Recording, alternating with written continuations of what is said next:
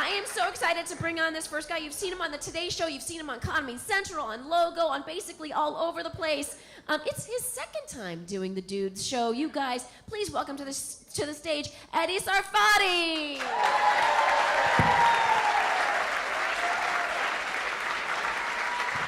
Give it up for McGee. Woo! Yes. Yes. And give it up for Breakthrough. And give it up for the perpetrators, because without them, we would not be here. I swear to God, I was running to get here, and there's this guy at the stoplight who's got his whole face tattooed. And I'm like, oh. And I just wanted to go up to him and go, hey, how are you? You are so... I'm sorry, I thought you were someone else. I'm sure he never gets that. I was late because it's Wednesday, and I always talk with my grandma on Wednesday, and she wanted to play her favorite game, which is called Ask Me Who Died. Do you know that game? Oh my gosh, I don't even get a hello. I'm like, hi Grandma, how are you? Ask me who died. Okay, who died? My friend Beatrice Fliegelman died.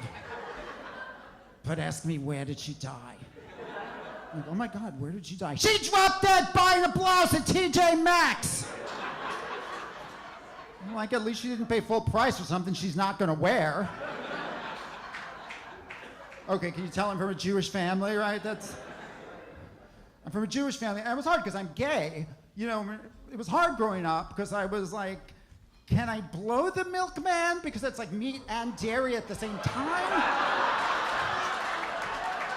You know, and I swear to God, I have this total fantasy in my head. I have a three-way with the milkman and the butcher because they couldn't touch each other. It would be all about me.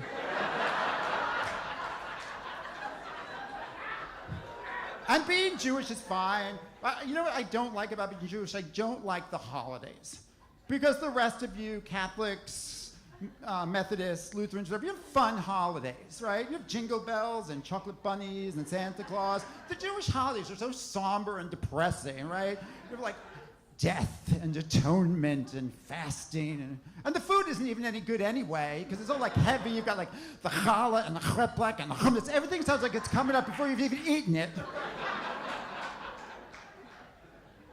And then on Passover, we leave a glass of wine out for Elijah, the prophet who's going to come foretelling the Messiah. You know, and he never shows up. Never.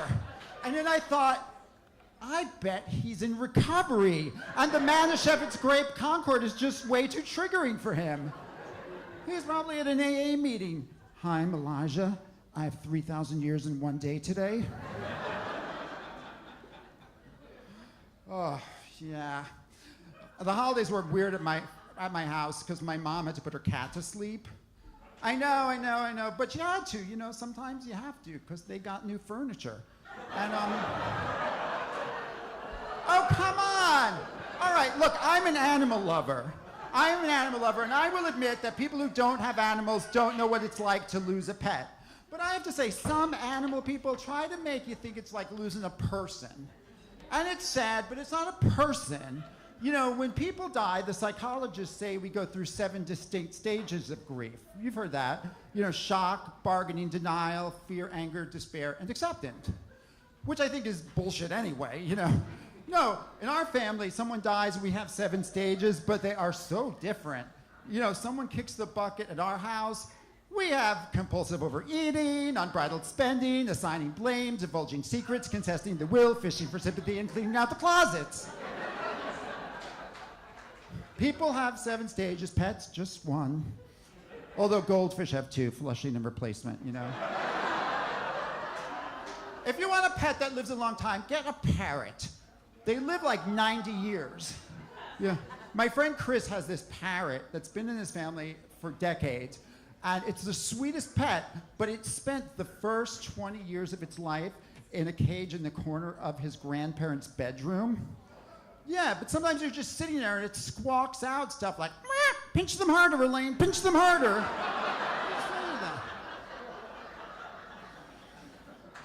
Yeah, I should live as long as that parrot. I have high cholesterol, I'm trying to lose weight, I can't. You know what? I've decided to try like South Beach and Atkins and Paleo. I cannot have any diet where there's any willpower required. Right? I need like the Clockwork Orange diet. You know, where they flash pastries on the screen and then zap 4,000 volts through your scrotum. And then the next day you're like, oh, a donut shop.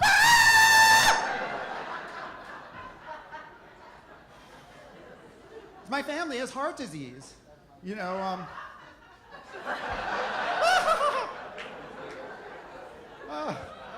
that was lovely. I don't know what to say to that.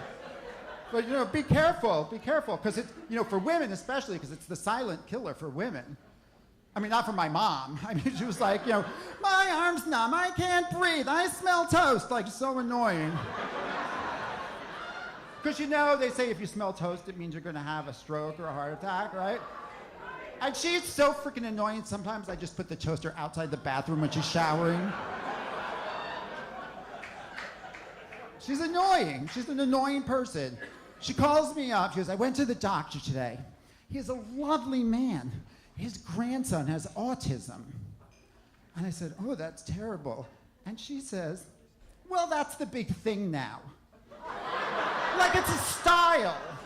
Like, yeah, Mom, it's the big fad now. In your day, poodle skirts and polio. Nowadays, the kids have autism and anal sex. It's just a thing. She's so great.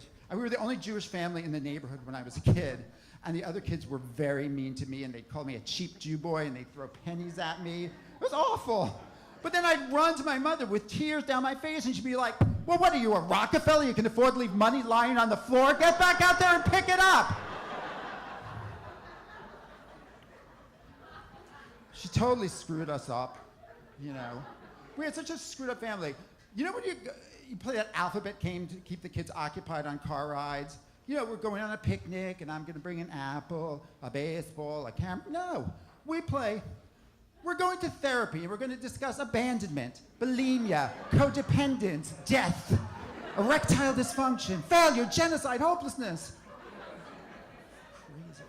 And so I was a little sour kid. You know, the other kids didn't get me. I got in trouble for playing doctor with the little girl next door because I gave her a terminal diagnosis. Like, oh, I'm sorry, Melissa, you're stage 4. There's nothing we can do.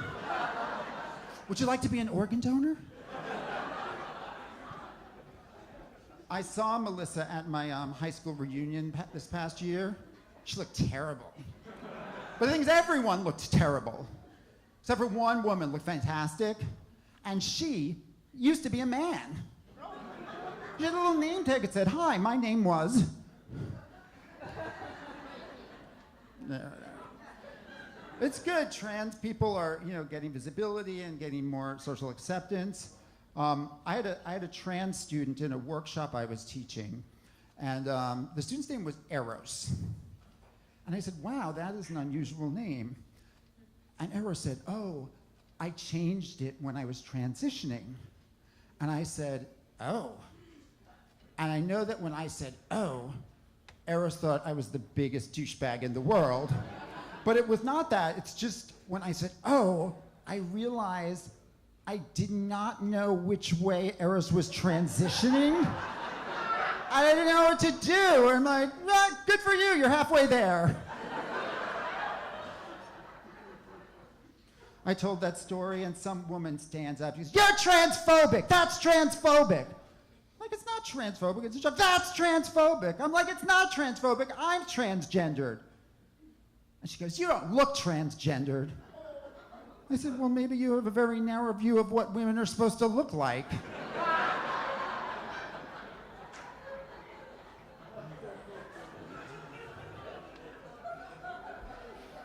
Everything's so angry. People always say, oh, you're a comic. I bet you get a lot of material from Donald Trump. I'm like, no. Listen, I try so hard to write Donald Trump jokes, but every one of them just comes out so completely angry that they're not even funny. You know, I'm like, knock, knock. Donald Trump. Donald Trump is a racist windbag asshole who should be strapped to a golf cart and jerked off by Edward Scissorhands. See, it's not funny. But I have I have a wonderful husband. We got married. Yeah. Not for love or anything. No, just for the legal purposes. He wanted to make sure the taxes were in order, and I wanted to know that I could pull the plug if he grew to be a burden. But now we have to celebrate both Hanukkah and Christmas, because I'm Jewish and he's materialistic. Is that the light? Oh, okay, sorry. I'll be off in a minute. We have a lot of show for it. So, it's the Christmas thing. He got so mad because he spent all day baking this beautiful gingerbread house, and I baked a little cookie shaped like Anne Frank to hide in the attic. He didn't like that. Yeah. He's a sweet guy. He reminds me of my father, actually. And maybe it's because they both have the same name, Daddy.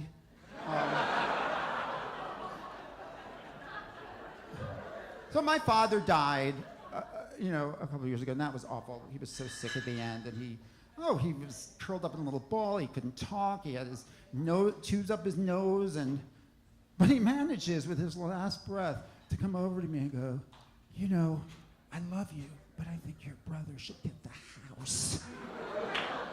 Do you know you can pull those tubes right out? Like they're nothing. And we have to make the end-of-life decisions for my father, and it was really awkward because my mother did not want to sign the do not resuscitate order. And then it got really weird because when she did finally sign it, she dotted the I with a smiley face. And I'm like, okay. My mother's like, you take care of it. You take care of it. I'm like, how do I pull the plug on my father? I don't know. They're like, okay, what would he do? And then I just walked into his hospital room, slammed up his wrist, and said, do you think I'm made of money? How many times have I told you when you are done breathing, turn off the respirator? And then my mother decided she didn't want my father buried with his wedding ring. And not because you're Jewish, you're not supposed to be buried with this stuff, because she has this huge fear of grave robbers. Like, it's not a cemetery, it's the Valley of the Kings, Like, let him be buried with the ring. Who cares? If I were to be buried, I would be buried with the ring. And I would also be buried with a crazy assortment of stuff just to mindfuck archaeologists 5,000 years from now. I swear to God, like a cheese grater and a lacrosse stick, my mouth filled with quarters, and a penis in a mousetrap. Let them speculate. Listen, I gotta go. Enjoy the rest of the show. Thank you for supporting Breakthrough.